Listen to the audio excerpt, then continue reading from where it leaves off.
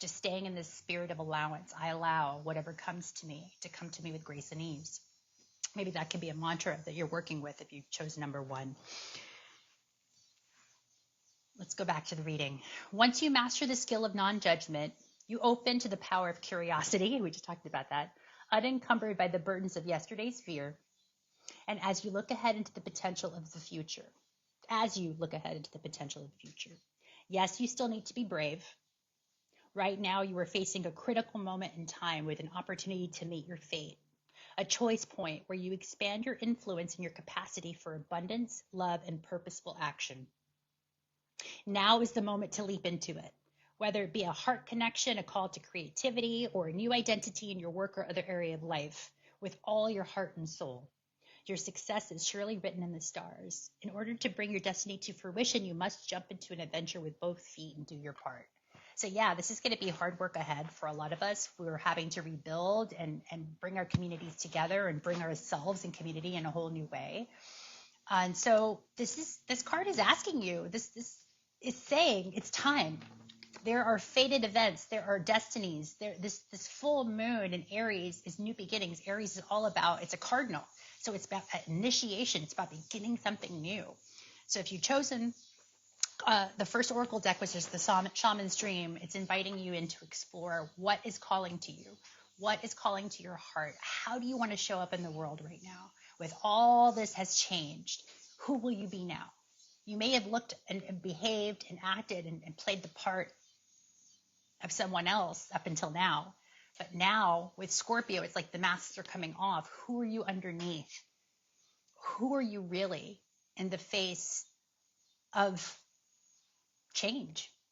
Who have you changed into, and how you present yourself to the community, to your neighbors, to your friends, to yourself?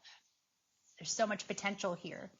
And so it's again, stay curious, stay open, and allow what wants to be illuminated through you with this full moon expression in Aries to come through, and see what initiation, new projects, new things want to come from your heart space. Again, pure creativity come from your heart. You're being supported and stepping into a whole new realm. Okay, that was for those that chose number 1. For those that chose number 2, Whispers of the Ocean Oracle deck, I'm just showing the deck again that I'm pulling from. And this is for anybody that's chosen Oracle deck number 2. Spirit, just ask that whoever wants to. Oh, that came out pretty quick.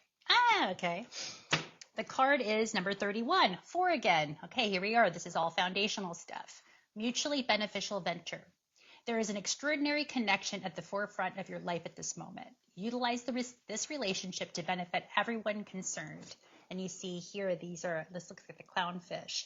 And so there's community, guys. This is what we're talking about. We're talking about a whole new communal way to be in the world. And again, going into 4 foundation, because the foundation, the structures were corroded, corrupt, dissolving anyway. So now there's a new foundation that's happening within all of us. And so let's read 31.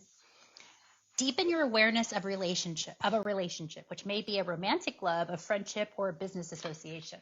So right now, for those that chose card deck number 2, you're forming new partnerships, new relationships right now. There were partnerships and relationships that had to dissolve, that were washed away like the ocean. A lot of it was karmic, again, because it was Piscean, it was Saturn. This was old karmic patterning within relationships that had to be dissolved. But what that dissolution means that there's now room for new community members, new people, new beings to come into your life in a vibrational match of who you are now. That all those other karmic patterns and relationships had to leave based on past, right? Probably past lives. Again, Pisces, 12th house. It was Scorpio. It's like what was hidden, what patterns within you were hidden that needed to be shown, that were no longer viable, that were no longer beneficial to you or to the other. Again, there's like the shadow side is where it's been dissolved, where the foundations even of our programs, of even how we formed romantic partnerships or business partnerships, all that dissolved because it was based on old karma, right? Old karmic patternings. But there has been a rectification with that now. There has been a resolve to clear the karmic path, to wash away the sins or the sine waves of the world, which sine waves are all just creations, right? They're just blueprints. There is no sinner. in my belief system, we're signers, we're sine waves, we're moving patterns of energy that have been constructed in an old pattern system that was only beneficial for a few. And so that old pattern system had to dissolve and crumble away so that new patterns, new cymatics, new mandalas of structures can come in. And now we're having to face and figure out what that looks like. So staying again in curiosity, we keep coming up. This is also the wounds of the child. Aries, the way through it, to heal the wounds of the child is to stay curious, to get out of fear, to feel the fear, but let it move through you, and then move into curiosity and wonderment and excitement about who's coming in. You know, see life in an optimistic way, even though right now all you're looking around is seeing death and destruction. It's easy to just focus on that and to stay in that. But the challenge right now, which is also Aries, Chiron in Aries, is asking you to be like the child and to be curious, you know, and to say, okay, well, all this was destroyed, but it's like a sandcastle. It's time to rebuild, right? And we're very much community, like ants, right? We are very community driven. We know how to build. We know how to rebuild. We know how to restructure. But now we're asked to do it in a more loving way, in a more harmonious way, in a more compassionate way. But you've got to do that from self-love first, and then it's projected out. So be mindful of your speak, right? Your inner dialogue with yourself and how you speak to yourself. And now is not the time to be overcritical or over judgmental or even a perfectionist, because right now there's nothing perfect.